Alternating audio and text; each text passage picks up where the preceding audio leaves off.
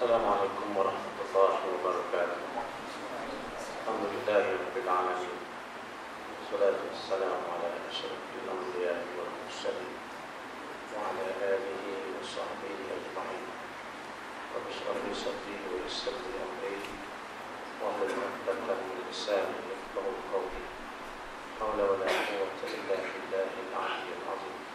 Subhanaka la ilma lana illa ma 'allamtana innaka antal 'alimul hakim. Muslimin dan muslimat yang berhormat Allah Subhanahu wa taala. Pertamanya kita bersyukur kepada Allah Subhanahu wa taala pada malam ini kita diizinkan untuk kita berada dalam surah ini. Alhamdulillah. Namanya sebentar maaf. Karena saya ingat di luar saya kan nilai dan sampai nilai punya kita aman. Ya, memang sikit lah. Sebab salah kompet. Jadi insyaAllah pada malam ini kita sambung perbincangan kita dalam dosa besar. Sebab dosa besar yang ini dosa besar yang berujung tidak berhaji walaupun berkemampuan. Ada duit tak mampu tapi tidak biasa. Haji itu adalah salah satu rukun Islam yang lima yang diwajibkan ke atas Islam yang berkemampuan untuk mengunjungi tanah suci iaitu Makkah Al-Mukarramah untuk mengerjakan ibadah haji di sana atau datang untuk menziarahi Kaabah, rumah Allah Ta'ala yang menjadikan rumah yang sejarah dan rumah yang diberkati. Allah Subhanahu wa taala berfirman di dalam Al-Quran dalam surah Al-Imran, yaitu walillahi 'alan nasi hajjul baiti man istata'a ilaihi sabila. Mengerjakan ibadah haji itu adalah kewajiban manusia terhadap Allah bagi mereka yang sanggup mengadakan perjalanan ke Baitullah. Kalau ada timbul persoalan, dia nak VIP dah, dah rapid dah, atau pakai kota kan, dalam nikah kita perlu kota. Tiba-tiba rasa orang nikah, agak-agak mana dulu tuan-tuan. Ini nikah dulu, mau bujang lah yang mudik mula tak pakai. Ya, dia rasa kita nikah, maka utamakan nikah dulu, baru POG. Nanti kita tak mampu itu, ambil POG kan balik dah. Macam kan, duit nak nikah tak ada. Lebih nikah dulu. Ya. Dia dengar? Dengar alhamdulillah, tak dengar, ubah dengar sudah lah. Okey, itu mukadimah pada malam ini ya. Tak apa, kita baca dulu. Kemudian sabda Nabi sallallahu alaihi wasallam, "Man malaka zadan wa rahilatan tuballighuhu hajja baitillahil haram wa lam yahujja fala alaihi an yamuta bi yahudiyyan aw nasraniyyan wa zalika li anna Allah ta'ala yaqul walillahi 'alan nasi hajjul baiti man istata'a ilaihi sabila." Barang siapa memiliki bekal dan kenderaan yang dapat menyampaikannya untuk berhaji di rumah Allah, iaitu Masjidil Haram, dan dia tidak berhaji, maka pilihlah dia untuk mati sebagai seorang Yahudi ataupun Nasrani yang Kristian. Dan yang demikian itu kerana Allah Ta'ala telah berfirman, mengerjakan haji itu adalah kewajiban manusia terhadap Allah Ta'ala bagi yang sanggup mengadakan perjalanan ke Baitullah. Hadis riwayat Tirmizi dan Baihaqi. InsyaAllah kita bahas juga. Setakat ni saya tak nak besok soal lain situ-situ semasa lah ya. Semuanya tuan-tuan, sedikit lah ya, kita sekarang ni telah kehilangan permata yang amat berharga, iaitu seorang ulama yang amat kita cintai. Saya tengok gambar WhatsApp, Masya Allah, ramainya manusia. Itulah tuan-tuan, kita kalau mati tak tentu kita tahu kan. Kita kalau mati tak tentu di macam tu. Itulah mereka-mereka yang bekerja untuk Islam, yang menginfakkan dirinya untuk agama Allah, lalu Allah muliakan ketika berada dalam dunia lagi, dan insyaAllah Allah jemput dia balik dalam keadaan tangisan dan juga dalam keadaan ramai manusia yang terasa sayang dan sedih dengan kehilangan beliau. Semua tahu lah kau kan, cukup tu Elan tak ada apa-apa, lepas ni pula alam kan. Okey tuan, yang cerita sekarang ni, dia dah dapat apa yang dia dapat. Dia dah dapat apa yang dia dapat. Kan dapat kita roti lah kan. Okey. Kita yang belum lagi tuan, kita masih lagi dalam on-call. Bila-bila masa saja di call balik, ada putusan jemput kita, di call kita baliklah, putusan akan jemput kita, iaitu malaikat maut. Sampai sambung Nabi kita.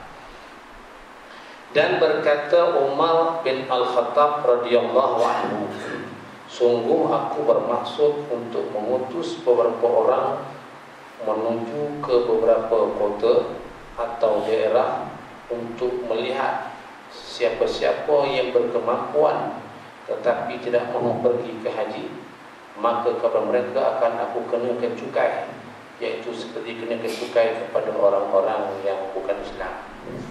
Ada duit, mampu dah, tiba-tiba tak mau pergi haji, saya Umar nak kenakan cukai, sebagaimana cukai jizyah ataupun cukai kepada orang-orang Islam. Kita bukan cukai tu kan, GST tu. Cukai tu LSD tu kira-kira enggak apa di orang kayu dah kan. Ini GST orang Papua ke Danu orang benar juga. Itu bukan cukai tu kan, itu semali. Itu gambar tu ya gitu. So we tahu dia salam kayak gitu. Okey.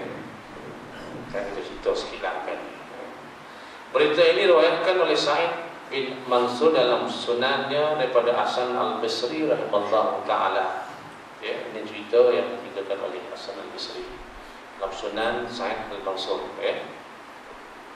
Daripada Ibn Abbas radhiyallahu anhu, Ibn Abbas radhiyallahu anhu mengatakan seseorang yang tidak berhaji dan tidak mengeluarkan zakatnya, maka nanti dia akan meminta agar dikembalikan ke dunia ketika matinya.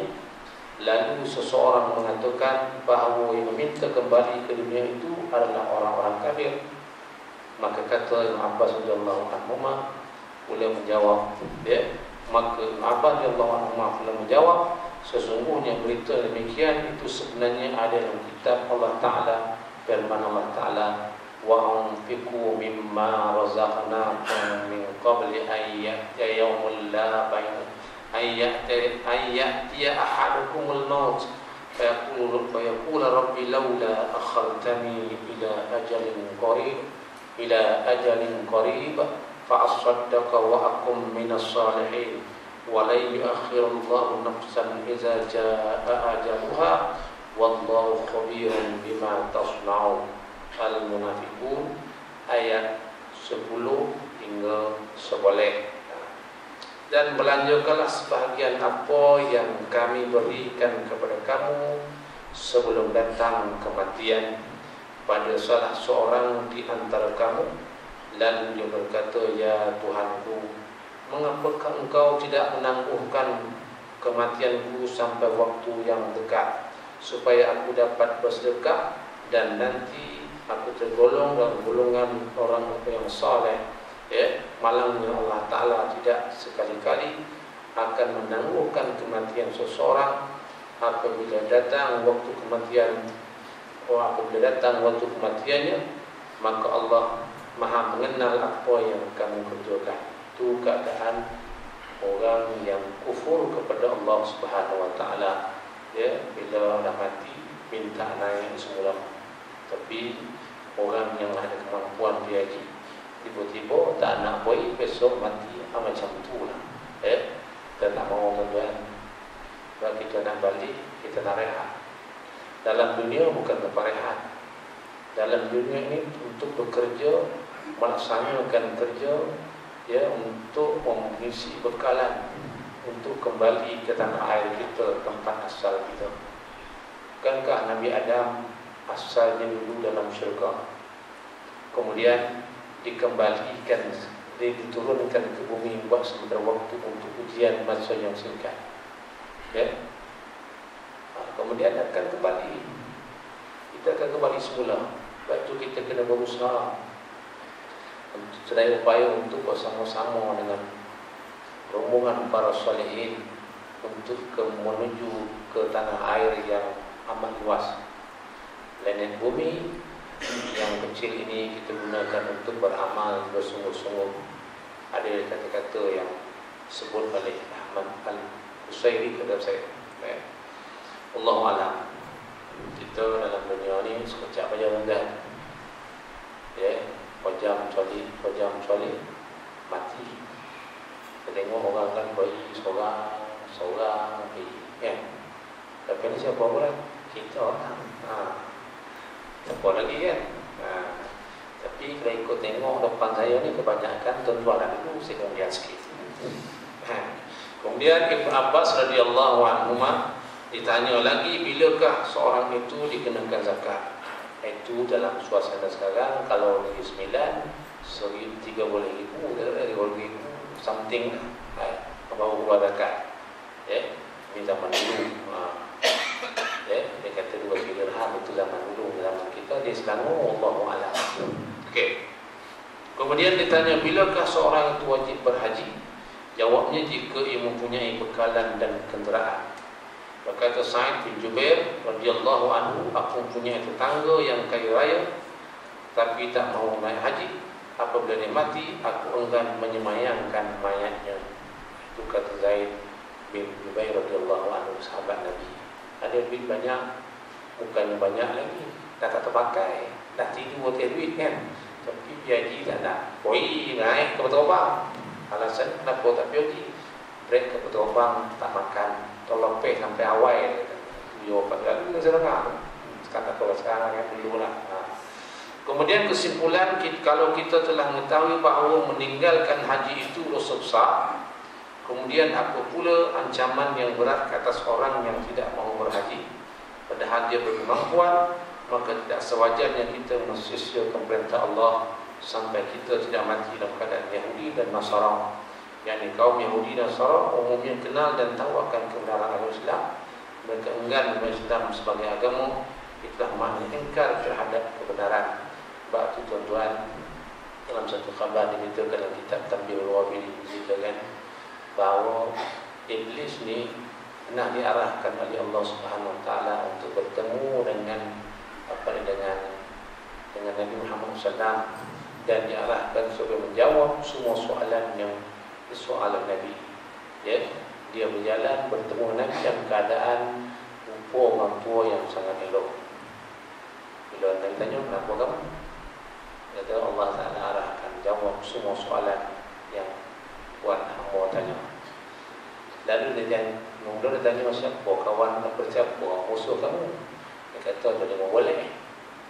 Antaranya pertama kau sendiri, Muhammad, musuh semua, musuh kotak.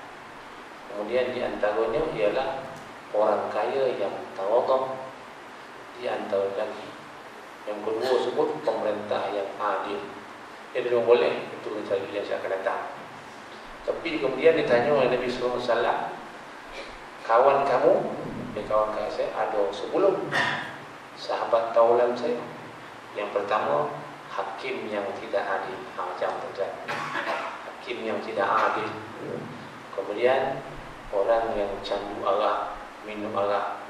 Jadi itu dia antara kawan-kawan, ya, syaitan. Jadi kita tak eganlah ramai pula nak jadi kawan syaitan, kan? Kalau hakim tak adil, kan berkawan dia. Selesai itu cukup sekat dulu.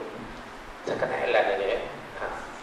Jadi tuan-tuan, Allah Ta'ala ini dia tidak boleh dilawan, ya, sebab dia mempunyai segala-galanya. Kita hanya sebagai hamba-Nya tetap patuh dan taat kepada-Nya.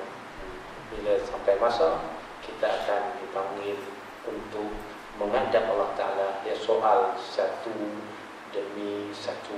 Saya sebut tujuan. Orang kata saya cakap ni saya dah baik dah, kita sama-sama memperbaiki kita.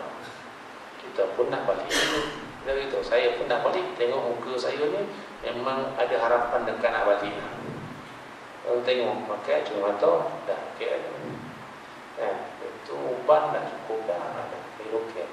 Pakai jengkir kaki sakit kan sakit dah 3 kali malaikat maut datang. Tengok kali kompak Allah alam jumpa tidak bulan depan kan. Tak tahu tak, mungkin tuan-tuan dulu, mungkin saya dulu, mungkin lah. Okey. Kemudian ini bermaknanya orang Yahudi Nasara ini engkar terhadap kebenaran, dan engkarnya sini ialah terhadap Allah Ta'ala yang telah menurunkan Al-Quran dan mengutuskan Nabi Muhammad SAW untuk memimpin mereka dan menerangkan kepada mereka akan hakikat kebenaran itu. Namun mereka menolak terus dan sampai sekarang menurun ke anak cucu mereka itu Yahudi dan Nasara. Ya. Kemudian haji itu pula ada syarat-syarat yang ketat untuk sampai kepada tingkat kemampuan, yakni bukan semua orang yang mampu untuk naik haji. Jadi haji tidaklah wajib ke atasnya. Sebab tu rukun Islam ni ada 5. Oh, 6 rukun Islam juga. Semua kan? Syahadah semua orang penuh. Semayang semua orang penuh. Tetapi 3 ni mengikut kemampuan. Zakat, orang kaya dia mau zakat, orang miskin dia mau zakat. Haji orang mampu kena pergi haji, tak mampu jangan pergi. Kemudian puasa orang yang mampu, yang sakit tak ada harapan sembuh tak wajib puasa. Orang sangat tua tak wajib puasa. Lemah. Tapi nombor 1, nombor 2 wajib. Ya, saya dah sebut dulu kan. Orang yang tak semayang ni ompek gulung aja, tak wajib semayang. Yang pertama sekali orang bukan Islam. Yang kedua kanak-kanak yang belum balik. Yang ketiga perempuan datang bulan. Yang keempat masuk isi orang. Benar tu kan? Tamboi. Jadi tengok orang yang tak sembahyang ni tanya dia. Sampai gulung hang dulu kat mana? Kan. Okay, mula lagi dah tak ambil kitab lah. Tak apa. Tapi haji gitu, ya. Habis. Adapun orang yang tak mahu, tidak mahu terus, setiap diingatkan ada alasan dan halangan yang dikemukakan. Tapi untuk makan angin berkeliling dunia ke sana kemari ada saja masa dan ada peluang. Jika tidak ada wang dikumpulkan pula dari awal-awal lagi. Kalau itu caranya di mana iman orang ini? Habis dah masalah tu kan. Pak Haji hari ini habis saya tak nak ulas banyak-banyak. Ya. Iaitu orang yang ada kemampuan tidak mahu berhaji, maka ditakuti mati dalam keadaan Yahudi ataupun Nasrani. Ya, itu ingatan Allah Ta'ala kat kita. Kemudian insya-Allah kita masuk tajuk pasal ini kita sebulan sekali. Topik sikit. Tajuk derhaka kepada ibu bapa. Yang ini jadi masalah besar sekarang ini. Yang mana derhaka kepada kedua bapa itu adalah di antara dosa-dosa yang berat sekali dalam kacamata syariat Islam. Allah sangat murka terhadap orang yang derhaka kepada kedua bapanya lebih dari derhaka kepada zatnya sendiri. Sebagaimana bunyi sebuah hadis, sebab menderhaka kepada Allah itu ada harapan mendapat keampunan daripada Allah. Sebab Allah Maha Pengampun, Maha Penyayang.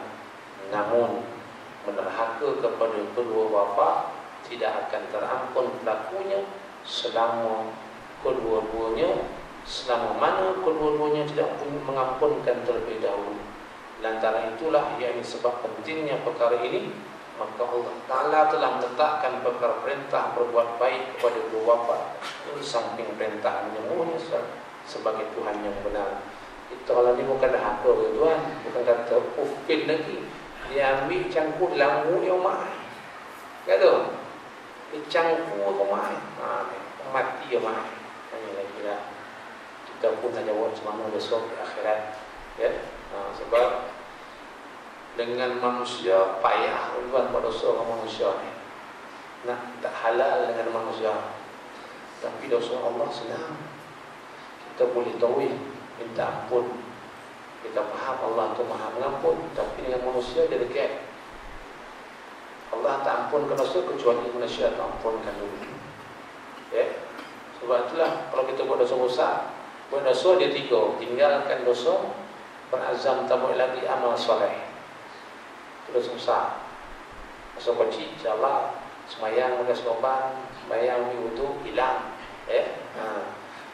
Tetapi apabila dengan manusia tambah satu lagi, naklah minta maaf atau minta halal daripada orang yang kita buat dosa dengan dia. Okey, kamu lagi tuan. Sebab itu di antara ayat Allah Taala beri amaran kepada kita. Ya.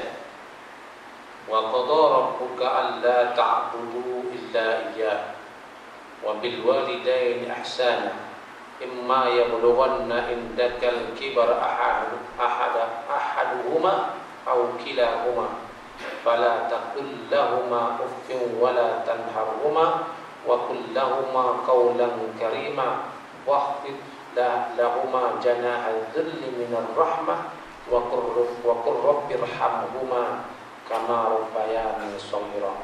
Dan Tuhan memerintahkan agar kamu jangan menyembah kecuali Dia, dan hendaklah kamu buat baik kepada kedua bapa kamu. Jika salah seorang di antara kamu, di antara keduanya ataupun kedua-duanya sekali telah sampai usia tua dalam pemeliharaanmu, maka janganlah sekali kamu mengatakan mereka perkataan uff, dan jangan membentak mereka, tapi ucapkanlah perkataan yang mulia dan rendahkanlah dirimu terhadap mereka berdua dengan penuh kasih sayang, dan ucapkanlah ya Tuhanku, kasihilah mereka berdua sebagaimana mereka berdua telah mendidik aku sesuatu kecil. Tuan-tuan, kalau katalah kita tinggal mak ataupun ayah gitu ya, ataupun dia anak ramai, adik kita ramai, tiba-tiba bila nak duduk, dia duduk rumah kita. Kita kena ingat itu bukannya satu taklif ataupun bebanan, tetapi itulah satu tasyrif yang Allah bagi kepada kita. Memelihara orang tua ni, ibu atau bapa ataupun kedua-duanya merupakan satu kemuliaan yang Allah bagi kepada kita. Layan dia belok sebab dia mungkin tak lama dah untuk meninggalkan kita. Ya. Kalau main juga tu kalau tak ada orang mak kita, dua ayah kita pun tak mana orang ini. Kemudian perkataan berbuat baik mayat ini maksudnya kamu perintah keduanya, dan jangan sampai membantah menyentuh perasaan hatinya, hati kecilnya, dan hendaklah kamu rendahkan diri keduanya dan melahirkan belas kasihan kepada keduanya. Kita kadang-kadang bola berdua ni, dia gagam banyak, gagam banyak macam budak-budak, gagam banyak. Ada kita kecil banyak gagam, sokong gagam. Di situlah nak tengok kesabaran kita, dan mungkin di situlah Allah nak bagi banyak pahala kita sebab kita sabar. Ya. Kita kena ingat, bila umur dah tua, dia tanya lah lama-lama kan, dia ada cucu kan, dia memang sensitif juga. Ya, saya sendiri pun dah terasa. Dah tua sikit tu banyak, tua sikit je, baru umur sikit-sikit tua lah. Ya, anak kita sikit boleh kan, kita mudah terasa. Ini kan lagi orang umur 60, 70, 80 dah pencen lagi, dah mudah terasa. Sebab tu kita nak menjaga semua. Ya, dan kepada mak ayah, kalau setakat sikit-sikit anak itu pun jemaah lah. Ya, kadang payah pula mengucap kalimat syahadah. Sambung lagi. Manakala perkataan membentak, jangan berkata secara kasar dengan mengangkat suara terhadap mereka.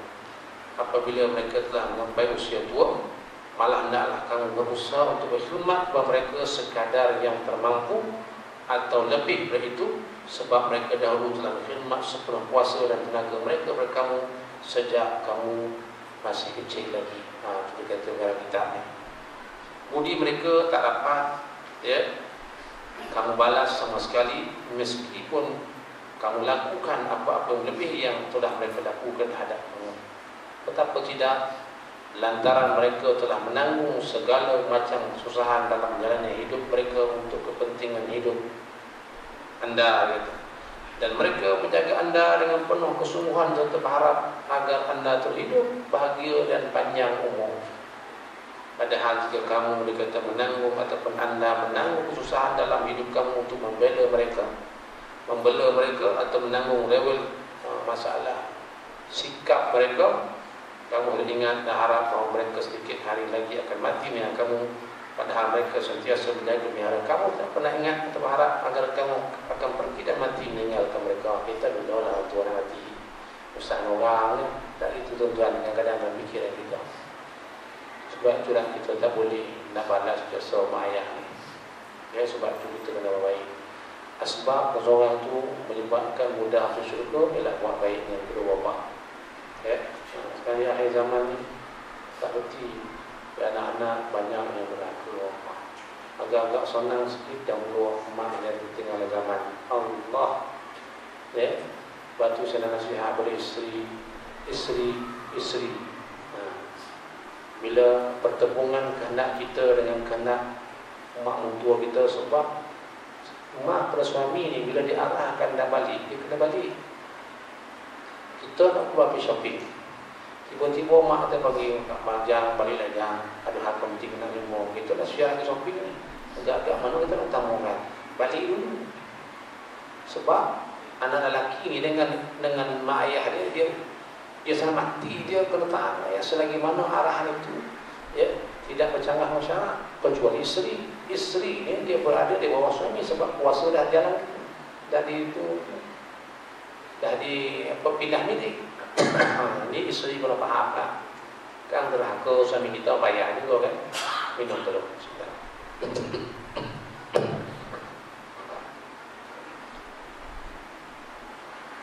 Contoh ya dalam apa?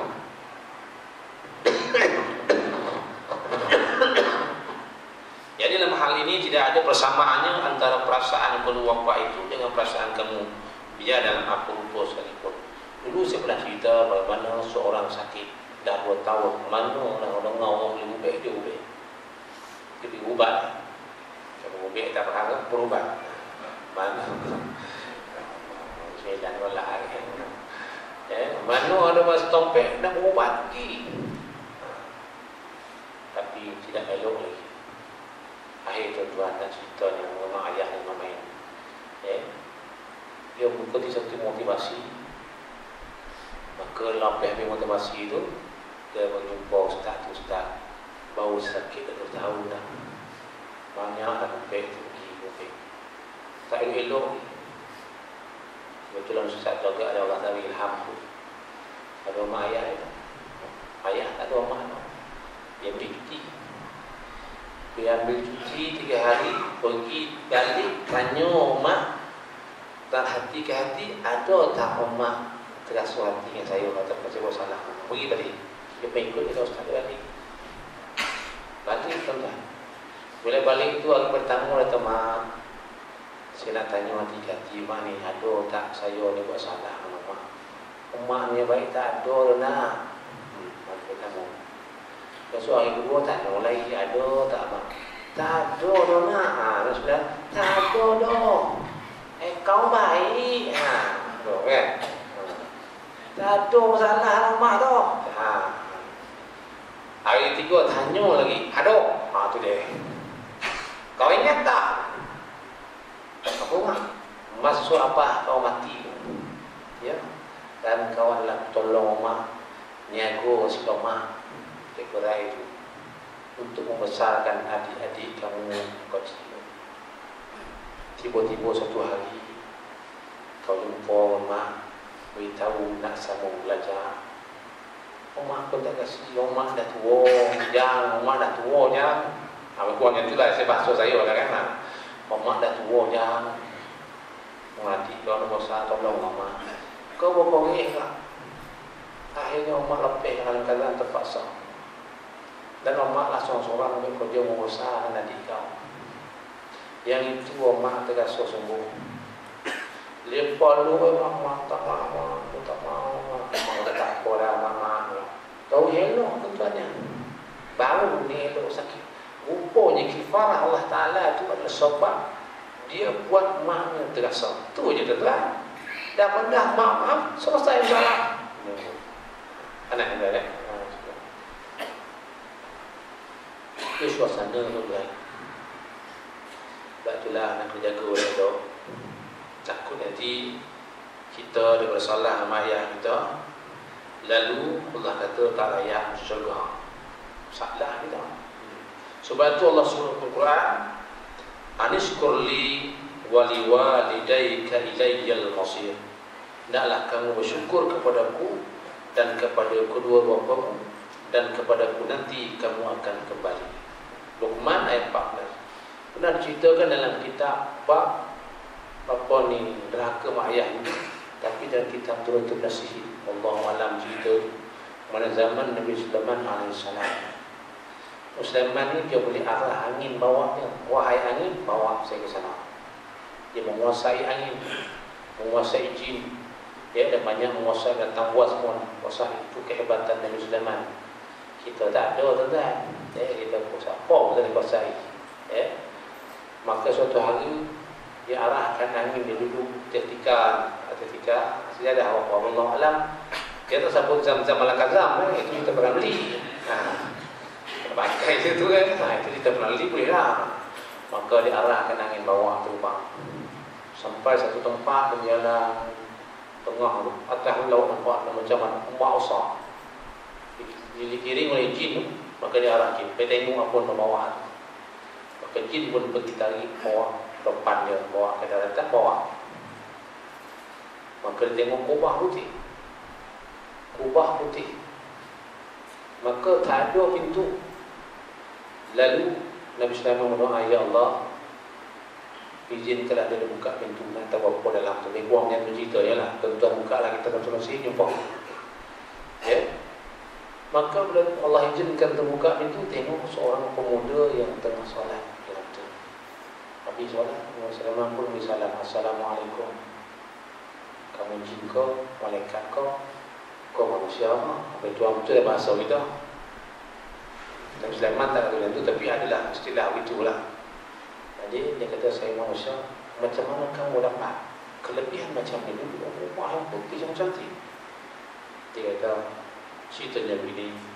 Dulu masa ibu saya masih hidup, dia kurus sangat. Ya, dah tua. Tiap-tiap kali saya berjalan petang, siap ada masa saya bawa jalan dukung, bawa jalan. Masa dia kali saya dukung dia berdoa, ya Allah, selepas aku mati nanti, kau kurniakanlah kepada anakku ini tempat yang bukan di langit dan bukan di bumi. Tuan-tuan, bukan di langit dan bukan di bumi. Maka tiba-tiba lepas tu tak lama mati mak saya, dan saya pun jalan dari hari dah selesai jenazah, jalan lebih laut. Tiba-tiba kubah datang muncul depan saya, terbuka pintu dan saya masuk. Lepas tu saya tak tahu berada di mana, di bumi kah, di langit kah, di mana kah. Saya tahu saya. Lalu Nabi Sulaiman tanya, macam mana tahu siang malam? Dia kata, nak tahu siang malam, kalau waktu siang kubah ni jadi terang, ya. Kalau waktu malam kubah ni gelap. Apa rezeki yang kamu ada dah? Dia kata, rezeki saya Allah tumbuhkan dalam kubah ini, ya, satu pohon sebagai rezeki yang saya makan. Tuan-tuan, tengok tuan-tuan bagaimana seorang yang buat baik dengan bapa, seorang lelaki buat baik dengan bapa orang. Allah beri kemuliaan yang begitu hebat. Sebab itu saya ingatkan bapa, bila anak-anak kita belajar, tolong restu anak-anak kita.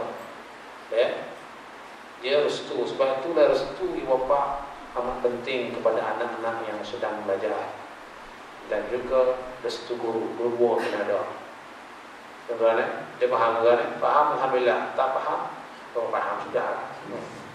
Tak mau lagi. Buat apa dia? Lambat dah je. Lama cakap pasal. Tak apa. InsyaAllah kita sambung lagi. Maka ketahuilah bahawa bagaimana Allah Ta'ala telah menghubungkan ucapan terima kasih kepada kedua bapa itu dengan ucapan terima kasih kepada Allah. Tentulah itu menunjukkan perihal kepentingannya. Dan kata dalam pada itu,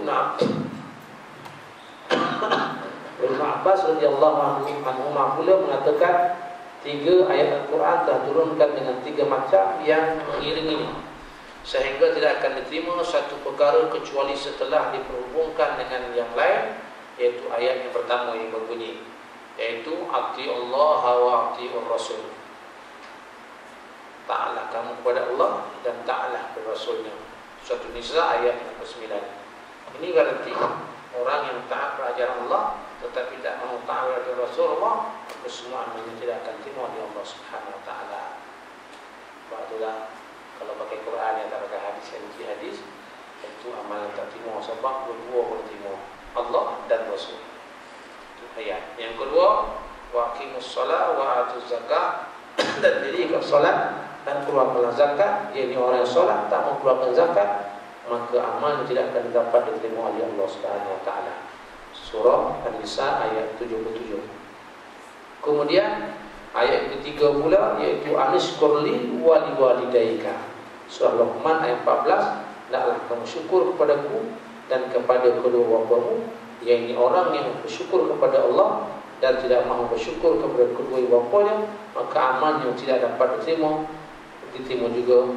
Kerana itulah Nabi SAW bersabda, ridallahi fi ridal walidain wa sukhtullahi fi sukhtil walidain. Rawahu Tirmizi. Keridaan Allah Ta'ala pada keridaan kedua bapa dan kemurkaan Allah Ta'ala pada kemurkaan kedua bapa. Tuan-tuan, baik bagaimanapun kalau derhaka bapa, maka amal tidak diterima. Itu ada cerita akan datang. Itu bagaimana cerita Jurayj dan Allah Al-Qamah, cerita Al-Qamah. InsyaAllah kita akan sampai nanti. Masuk waktu belum? Belum kan? 5 minit lagi? Oh, okey, tambahin. Dan daripada Ibn Abbas radhiyallahu anhu, daripada Ibn Abbas, daripada Ibnu Amru radhiyallahu anhu, bahawa dia mengatakan ada seorang lelaki dah datang minta keizinan Nabi SAW untuk melaksanakan jihad bersama-sama dengan Nabi. Lalu beliau bertanya, apakah kedua bapa masih hidup? Oleh itu jawab, benar, hai Rasulullah.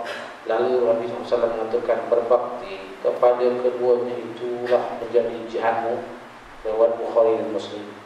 Ya, cuba anda lihat pentingnya taat kepada bapa dan besarnya keutamaan bagi orang yang khidmat kepada mereka. Kerana itulah sebab baik khidmat yang dapat dibuat oleh manusia yang dikhidmat kepada bapa. Kadang-kadang benda lain kita boleh tolong, bapa kita tak mampu nak jaga. Sebenarnya itulah pahala yang paling besar yang tuan. Banyak cerita-cerita dan cerita lah. Di masa pun tak boleh izin akan datang. Itulah, itu di antara dua cerita. Ada lagi cerita orang yang berhaka kepada bapa yang berlaku tak silap saya di utara.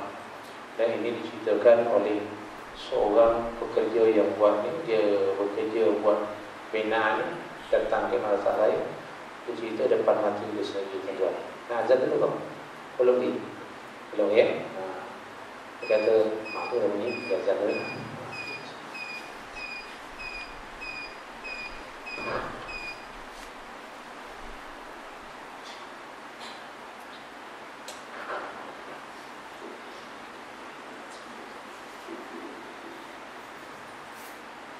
Allah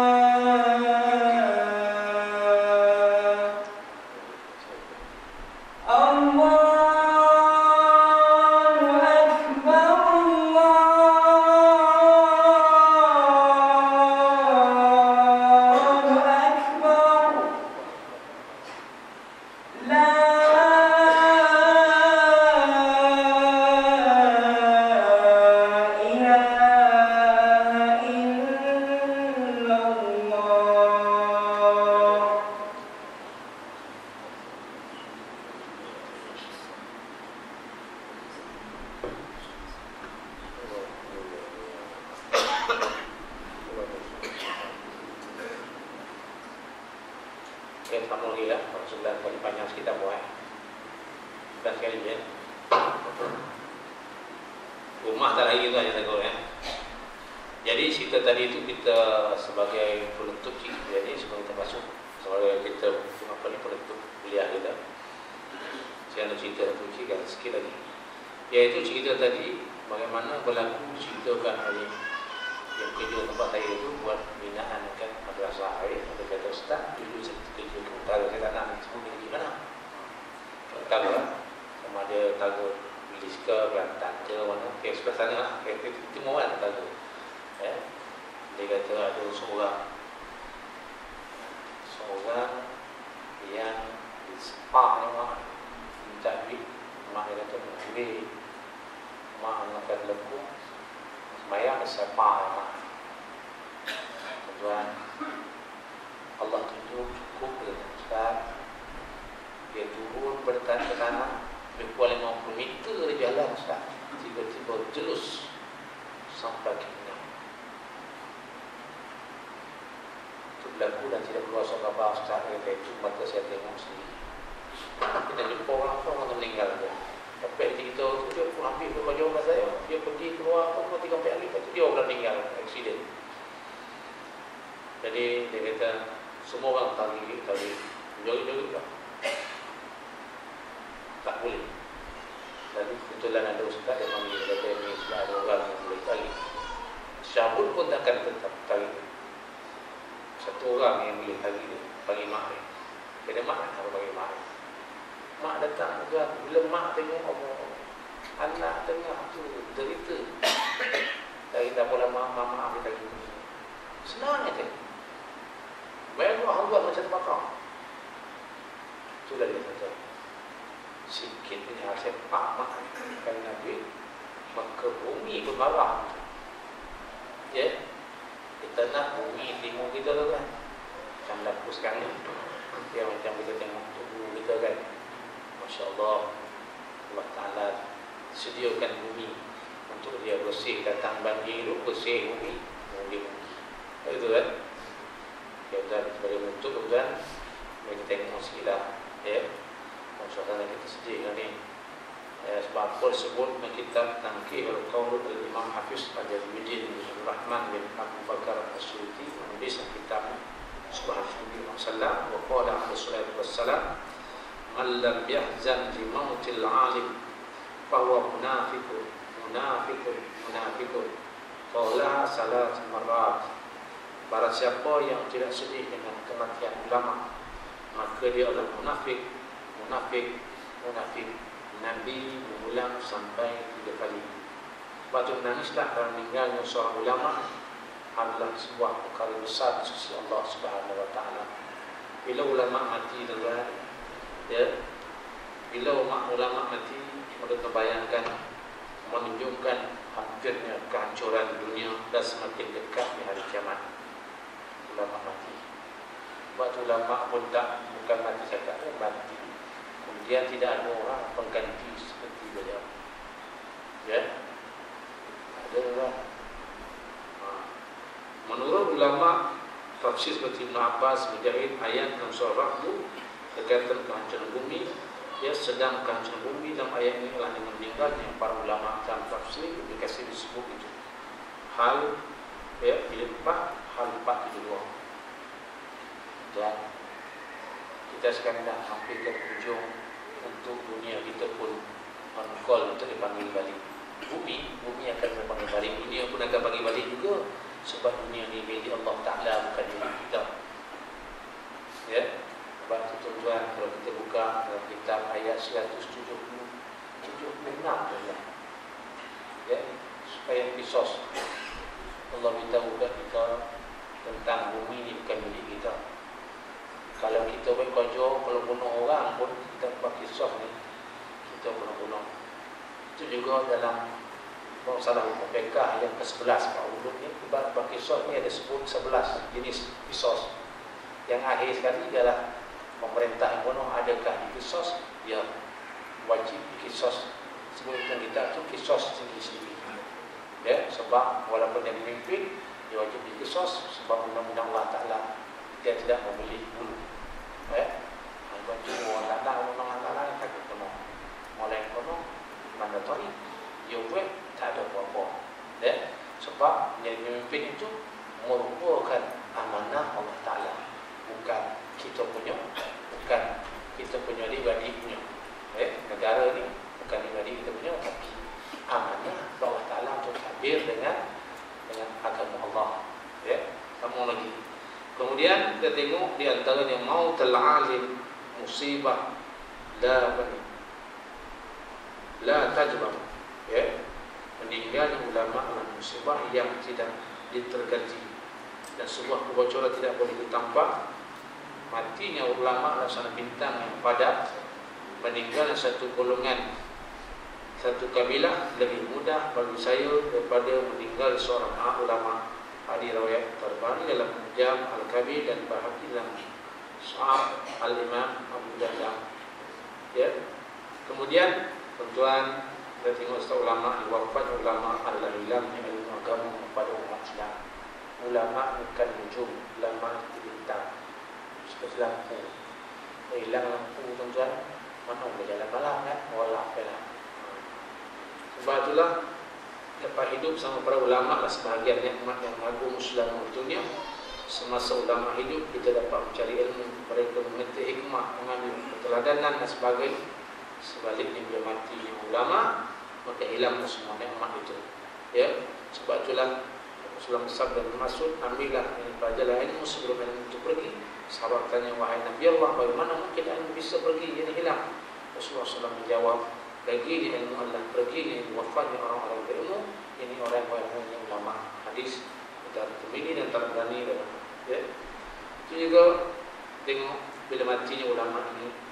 Semua satu riwayat, bumi akan menangis 4 hari dengan. Satu riwayat cerita bahawa bila matinya seorang ulama, bumi akan menangis 4 hari. Mati orang yang bagi sujud pun, sampai sujud tu menangis kan? Letaknya kan tiba-tiba orang sujud tu tak ada orang, dah mati dah. Cuba sujud tu menangis. Ini kan ulama yang membawa Allah. Bukan ulama semua, ulama yang rabbani, yang bertakwa kepada Allah Subhanahu Wa Taala, yang menjaga disiplin ilmu, yang beramal dengan ilmunya. Ulama banyak tuan-tuan, tapi ulama yang rabbani, ulama yang takut kepada Allah. Dia bekerja bukan untuk kepentingan diri sendiri, tapi bekerja untuk membawa manusia kepada Allah, bukan membawa manusia kepada diri sendiri. Ada juga orang bawa manusia kepada diri sendiri, tapi bukan untuk kepentingan dunia. Sebab faham rezeki itu Allah yang bagi. Bawa manusia supaya takut kepada Allah, taat kepada Allah tuan-tuan.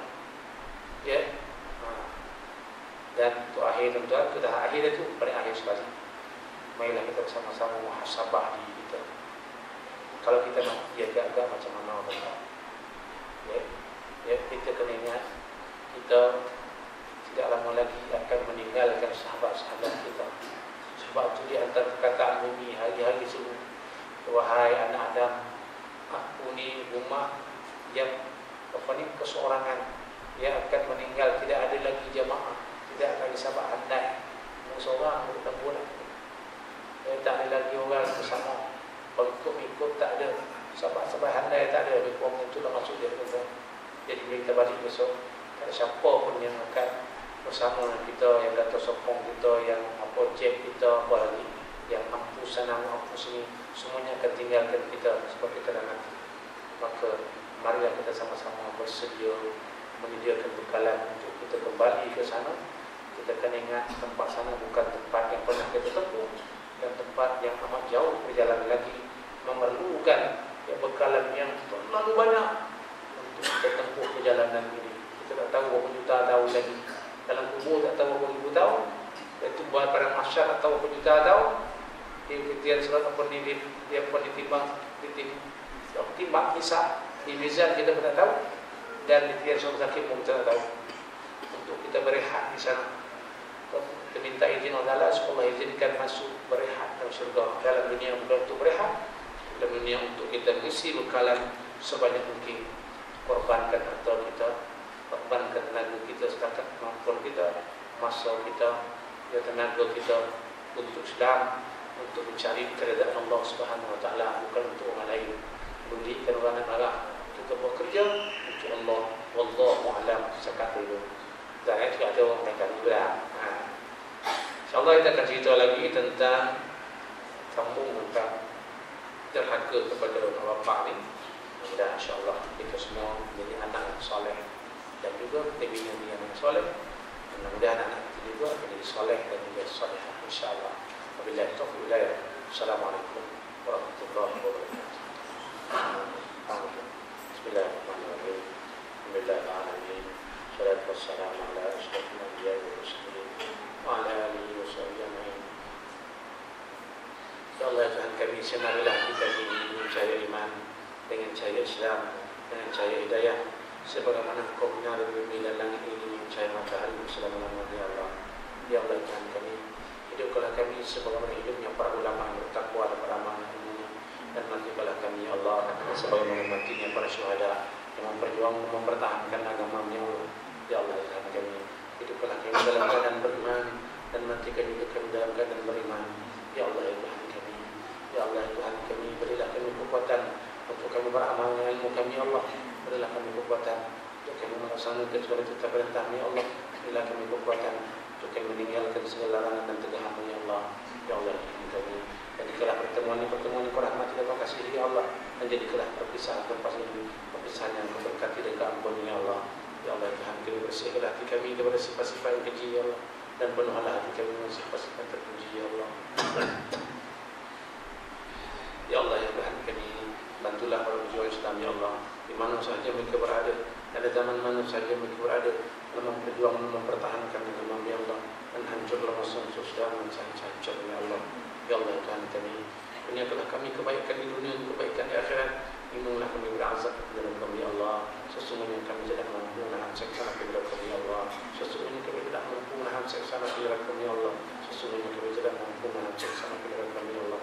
Ya Allah ya Tuhan kami, terimalah doa kami, terimalah permintaan kami, terimalah permohonan kami, terimalah rintihan dan dayuan kami ya Allah. Sesungguhnya Engkau Maha mendengar lagi mengetahui. Ampunilah segala dosa-dosa kami ya Allah, dosa anak-anak dan istri kami, dosa para suami, dosa para jiran kami, dosa para sahabat kami, dosa kaum kerabat kami, dosa adik-beradik kami, dosa para guru kami, dosa orang-orang yang berhak atas kami, sama dosa terdahulu, terkini dan selamanya, dosa kecil maupun dosa besar, dosa tersembunyi maupun dosa nyata, dosa sengaja maupun dosa tak sengaja kami lakukan ya Allah. Hingga ampunlah dosa kedua kami ya Allah. Kasihanlah sekarahmat kedua ya Allah. Kasihanlah sekarahmat kedua ya Allah. Kasihanlah sekarahmat kedua ya Allah. Sebagaimana mereka mengasihi dan merahmati kami sehingga kami kecil, sesungguhnya Engkau Maha Mengampun lagi Maha Mengasihani. Sesungguhnya Engkau Maha Mengampun lagi Maha Mengasihani. Sesungguhnya Engkau Maha Mengampun lagi Maha Mengasihani. Sallallahu alaihi wasallam.